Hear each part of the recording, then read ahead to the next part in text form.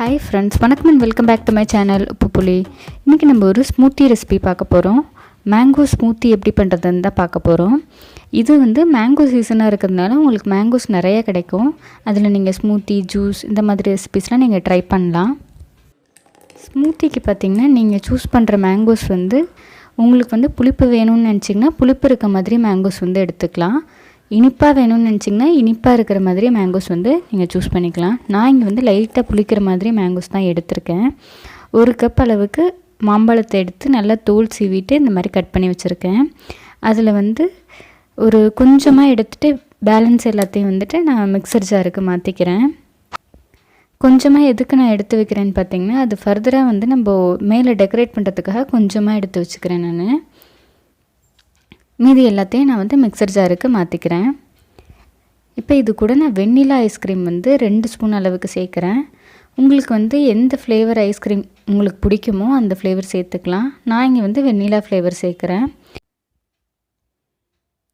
இப்போ சுகர் பார்த்திங்கன்னா 2 ஸ்பூன் அளவுக்கு சேர்க்குறேன். என்னோடய மேங்கோஸ் வந்து லைட்டாக புளிக்கிற மாதிரி இருக்கனால 2 ஸ்பூன் சேர்க்குறேன். நீங்கள் புளிப்பை பார்த்துட்டு சுகர் சேர்த்துக்கோங்க.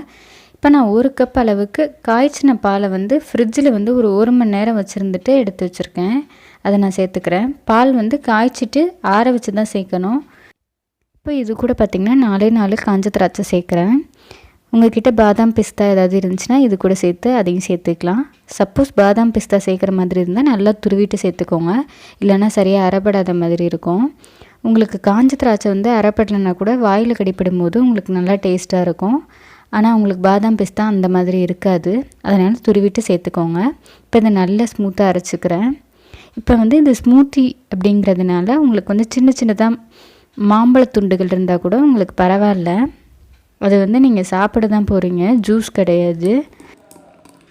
அவ்வளோதான். இது வந்து இப்போ ஒரு கிளாஸ் ஜாருக்கு வந்து நான் மாற்றிக்கிறேன்.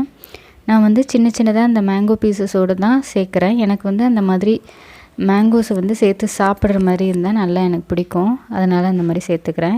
இப்போ இதுக்கு மேலே ஃபைனல் டெக்கரேஷன் வந்து தனியாக எடுத்து வச்சுருந்தேன். இந்த மேங்கோஸை வந்து இந்த மாதிரி நல்லா ஃபைனாக கட் பண்ணி மேலே சேர்த்துக்கிறேன். இப்போ இது கூட வந்து பாதாம், பிஸ்தா, முந்திரி எது இருந்தாலும் அதை வந்து துருவி இந்த மாதிரி சேர்த்துக்கலாம். நான் வந்து என்கிட்ட இங்கே வந்து முந்திரி மட்டும்தான் இருந்துச்சு. அதனால் அதை வந்து நல்லா துருவி சேர்த்துக்கிறேன். முழுசாக முந்திரியும் திராட்சையும் நான் வைக்கிறேன், காஞ்ச திராட்சையும். இது வந்து ஒரு டெக்கரேஷனுக்காக வைக்கிறேன். இது கூட சேர்த்து நீங்கள் சாப்பிடும்போது மேங்கோ ஸ்மூத்தி வந்து நல்ல டேஸ்ட்டாக இருக்கும். பாதாம் பிஸ்தா இருந்துச்சுன்னா அதையும் இந்த மாதிரி நல்லா துருவிட்டு சேர்த்துக்கோங்க. இதை வந்து 1 மணி நேரம் ஃப்ரிட்ஜில் வச்சுட்டு நீங்கள் குடிச்சிங்கன்னா நல்லா ஜில்லுன்னு இருக்கும். நான் வந்து இங்கே பால் வந்து நல்லா ஜில்லுன்னு சேர்த்ததுனால இப்படியே நான் சாப்பிட போகிறேன். அவ்வளோதான், நம்ம மேங்கோ ஸ்மூத்தி வந்து சூப்பராக ரெடி ஆகிடுச்சு. நீங்களும் இந்த ரெசிபியை மறக்காமல் ட்ரை பண்ணி பார்த்துட்டு எப்படி இருந்ததுன்னு கமெண்ட் பண்ணுங்கள். Meet you all in the next video. Until then, bye bye from me. என்னோட சேனல் பிடிச்சிருந்தா மறக்காமல் சப்ஸ்கிரைப் பண்ணிவிட்டு பக்கத்தில் இருக்க பெல் ஐக்கானை கிளிக் பண்ணிக்கோங்க. அப்போ தான் நான் ஒரு வாட்டியும் வீடியோஸ் போட்டேன்னா உங்களுக்கு நோட்டிஃபிகேஷனில் வரும்.